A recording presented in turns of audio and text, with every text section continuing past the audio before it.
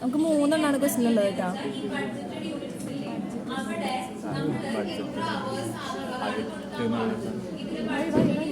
ഇവിടെ ബഡ്ജറ്റ്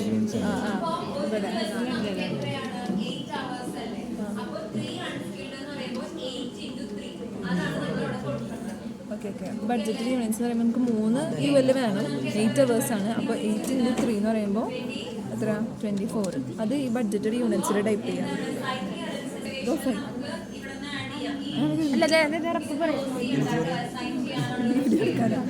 ഇനിയുണ്ടല്ലോ അടുത്തത് എന്താണ്, എക്സ്കവേഷന് കറസ്പോണ്ടിങ്ങിൽ 5 UL ആണ്. അപ്പോൾ നമ്മൾ എന്ത് ചെയ്യണം, എക്സ്കവേഷൻ്റെ അവിടുത്തെ റിസോഴ്സസിൽ ഡബിൾ ക്ലിക്ക് ചെയ്യുക. UL തന്നെയാണ്. അപ്പോൾ അത് ഡബിൾ ക്ലിക്ക് ചെയ്തു.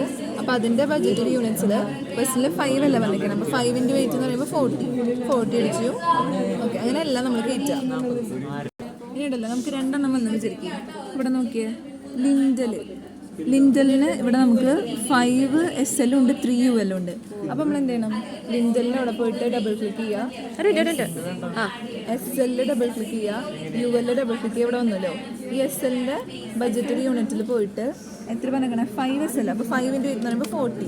ഇനി അടുത്തത് UL പോയിട്ട് 3 UL ആണ്. അപ്പോൾ 3 × 8 എന്ന് പറയുന്നത് 24.